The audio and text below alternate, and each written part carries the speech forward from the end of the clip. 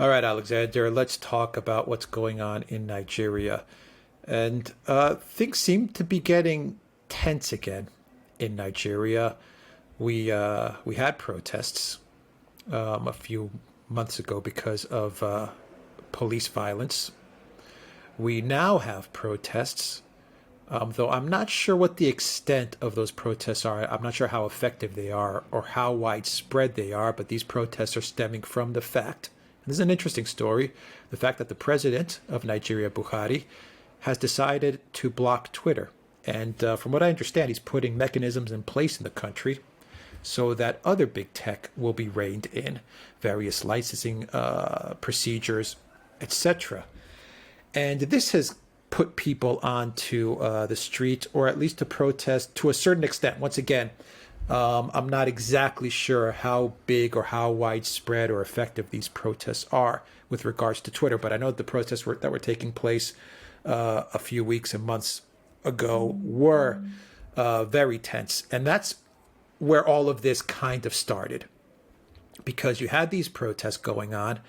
You do have separatist movements, mostly in the southeast, I believe, with organizations like the IPOB, which have a separatist movement which stems back to the 60s and the civil war that took place in Nigeria. And so you had these protests that were taking place. They had a political spin to them. They had a historical spin to them. And the president of Nigeria sent out a tweet. And the tweet read like this. Let me get you the tweet, actually, so I make sure I understand exactly what he said. The tweet from the president of Nigeria, Buhari, said, "Many of those misbehaving today are too young to be aware of the destruction and loss of lives that occurred during the Nigerian Civil War. Those of us in the fields for 30 months who went through the war will treat them in the language they understand." For that tweet, Alexander, he was suspended from Twitter for 12 hours. I believe it was 12 to 24 hours. Buhari then decided to block Twitter completely because of the move that Twitter made.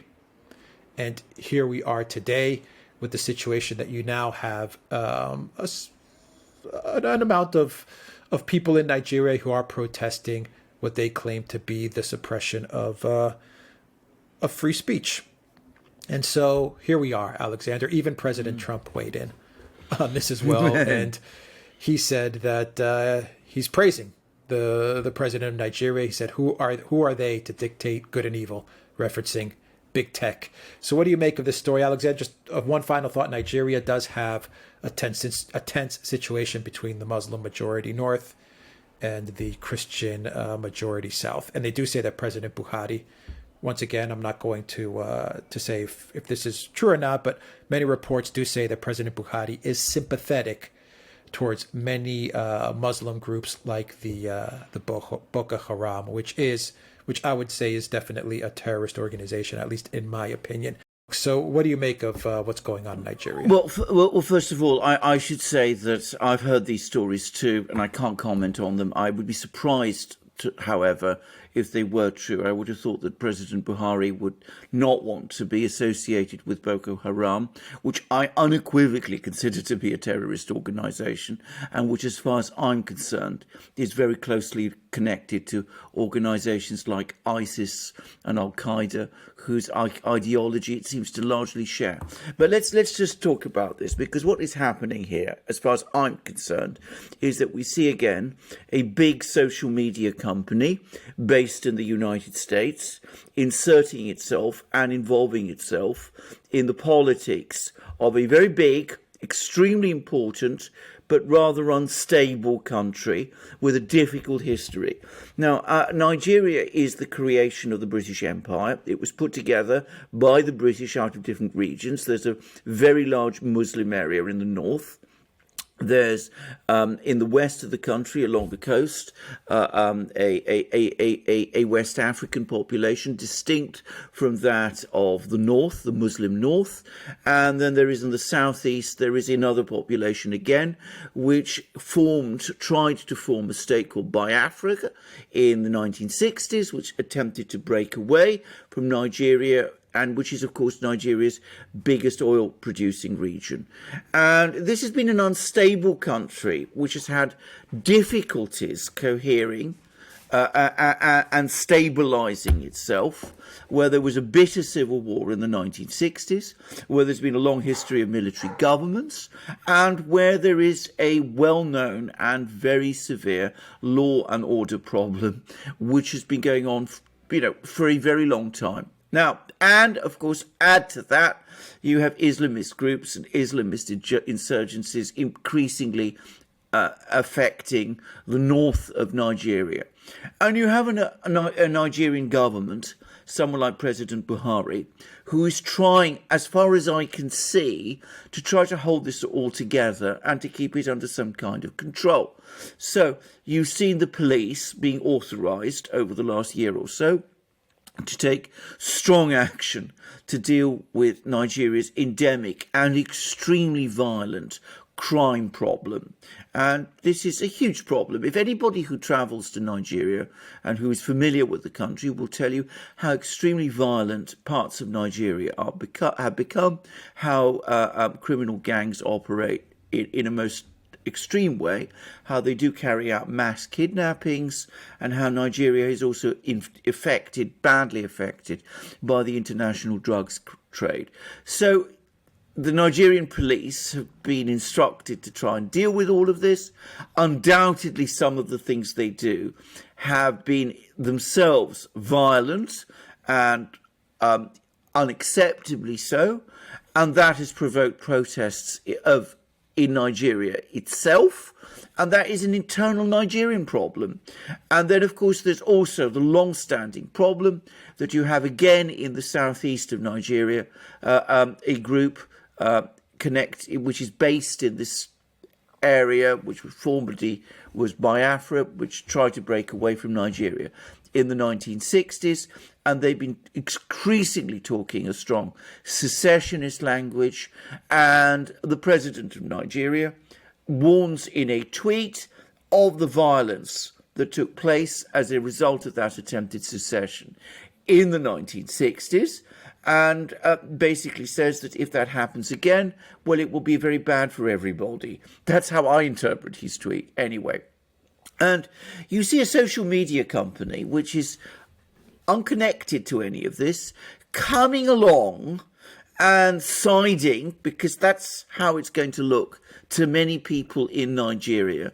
Firstly, with this secessionist group in Biafra and against the government, and also supporting protests in Nigeria against the government and its attempts to suppress the criminal problem, the problem of crime in Nigeria, by effectively unleashing the police. Now, again, you may have many criticisms of what the Nigerian government does, but is it really proper? Is it appropriate for a big social media company based in another country to insert itself into the politics of Nigeria in that way, to be appearing to give support to protests, to be appearing to give support to secessionist movements in southeast Nigeria, to be criticising and taking steps against the president of the country, and in effect, from the president's perspective and from the perspective of his government, making the situation in Nigeria even more complicated and even more difficult to sort out than it already is, which is extremely difficult indeed. So I'm not surprised that the Nigerian government has acted in the way that it has. And as I understand it, the decision by Twitter to ban this particular tweet of the president was actually the last straw. It's been building up to this position for some time as the Nigerian government has become increasingly exasperated by the role that Twitter has been playing in Nigeria itself. Now, again, I'm not giving the Nigerian government a clean pass. I'm not saying that President Buhari is the best leader that Nigeria could possibly have. I'm not saying that he's always acting with the best of intentions. All I am saying is that this is a Nigerian problem, and a powerful outsider, a social media company, is involving itself in it in a way which I think is wrong. Yeah, I agree. I mean, there's no doubt that Nigeria has, and everyone knows that they've had these sectarian problems for Absolutely. decades now. And once again, from the research that I've been doing and from what I gather, the Nigerian government does seem to have very, very deep problems making sure that its policing is fair and equitable. It does seem like it is not taking the right approach with regards to the Christian population. It's a huge country, so we're talking a country of like 200 million people. So I mean, this is a big country, and they have very deep, big sectarian problems that are going on. But my question is, along the lines of what you're saying, Twitter. If we're gonna go off of the fact that big tech definitely plays a certain role for the surveillance services in the United States, for the Five Eyes, let's say, and they have been known to meddle in countries, for example, the Arab Revolution that took place. Big tech played a big role there. We know that they meddle in countries, and we know that many times when they meddle in countries, it does lead to very violent, volatile color revolutions and regime change operations. My question is, if we make that assumption that Twitter does make these moves on behalf of these deep state operators, what is the angle that they are playing here? Because we gotta always remember that Nigeria has very deep, very volatile sectarian problems, and these problems have been ramping up over the past year and a half, and much of it is probably due to the way the government has governed. Obviously, they're not doing a good job to bring the country together, it seems. Once again, it seems. But what do you make of this? Why is Twitter doing this? I have a really hard time believing that Twitter is trying to protect the Christian population. I have a very hard time trying to believe that. Well, absolutely, and I'm sure the Nigerian government feels exactly the same way, because as you're absolutely right in saying that Twitter and other social media companies have been operating in many parts of the world. They've been taking extremely vigorous role in political conflicts there, and where Twitter has gone and where the social media companies have gone, American influence agents seem to have followed. I mean, you mentioned the Arab Spring, but there was also, of course, protests in places like Moldova, Ukraine, wherever you like.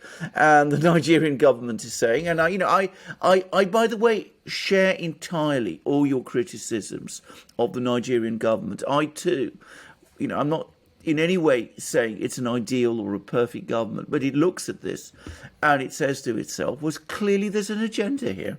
There's quite obviously people who are interested in undermining or destabilizing the situation in Nigeria. And if we go back to what happened back in the 1960s with Biafra, the thing to understand about the Biafran War is that it was to a very great extent an oil war.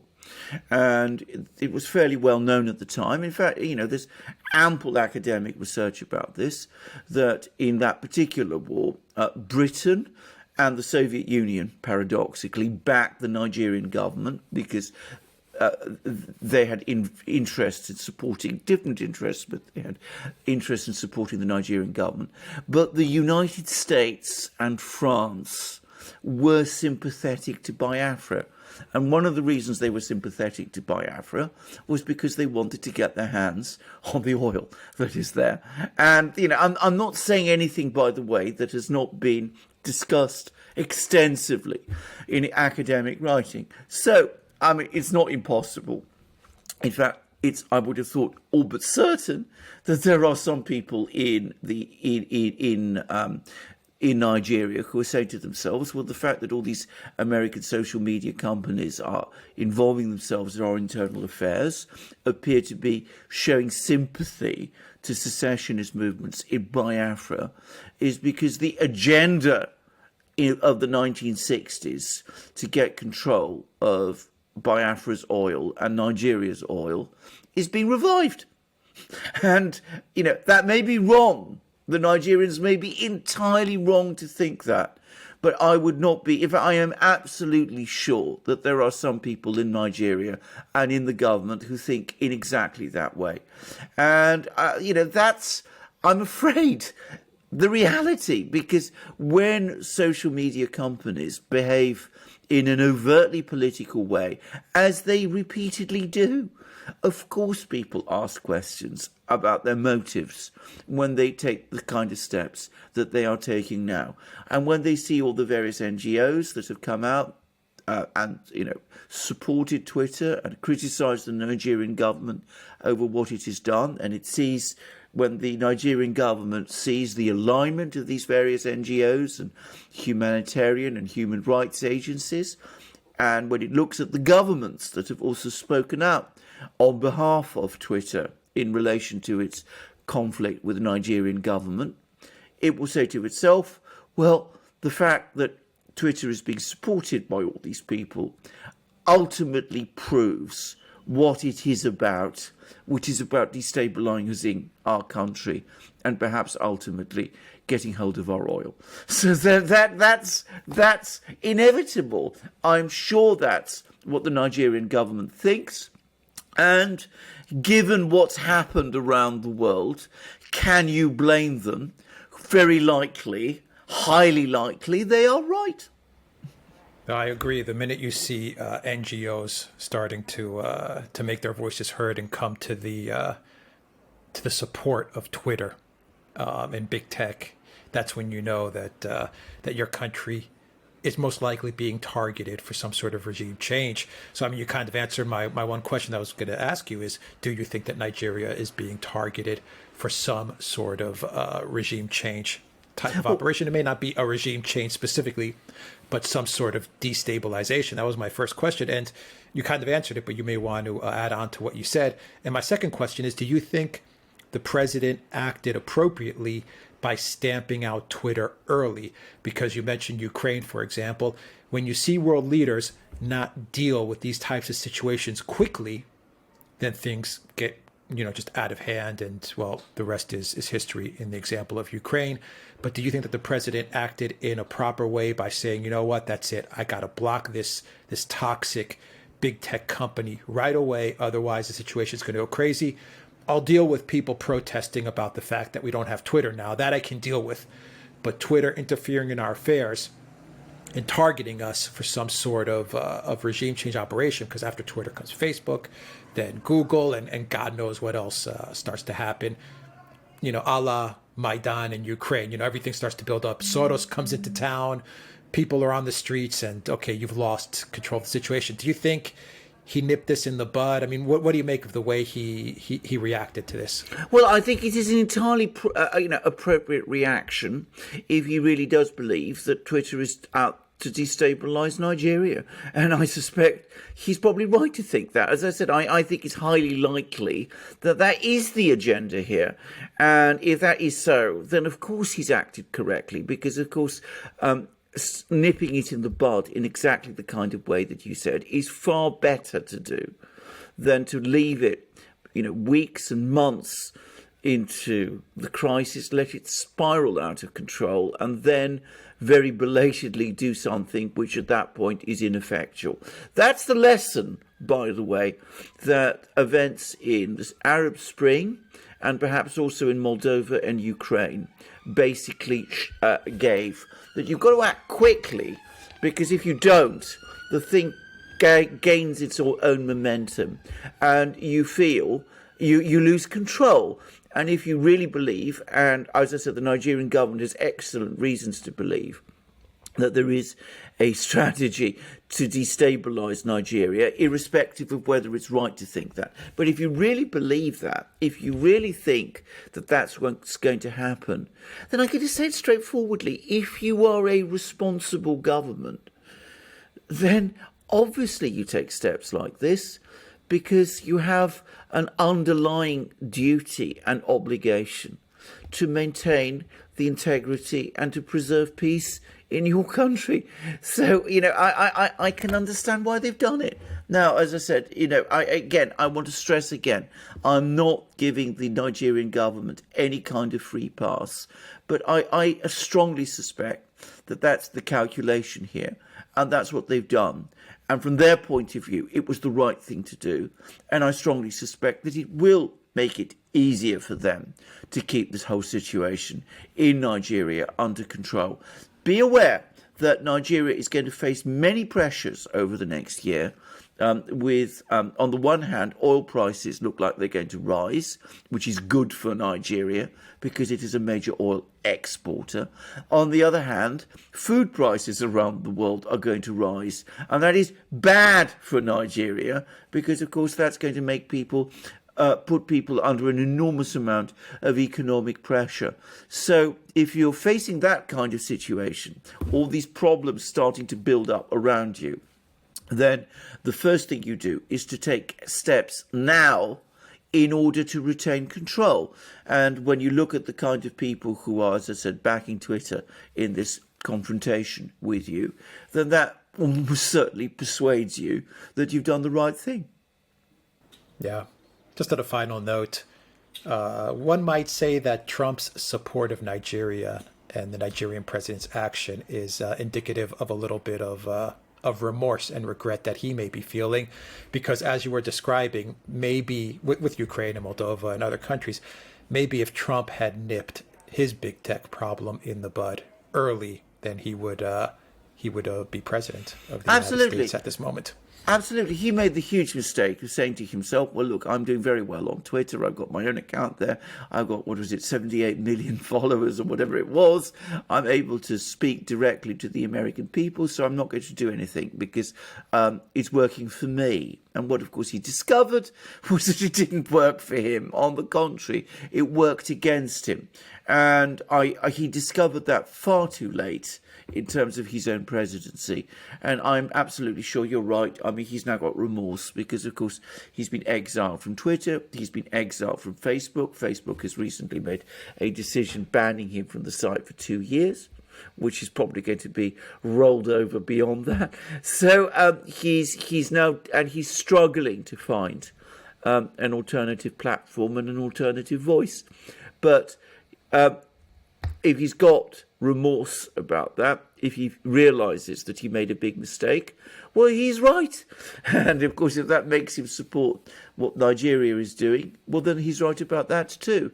But it's a shame that he had to find it out the hard way instead of perhaps listening to the advice of people who were perhaps giving him advice earlier in his presidency, which might have made a difference.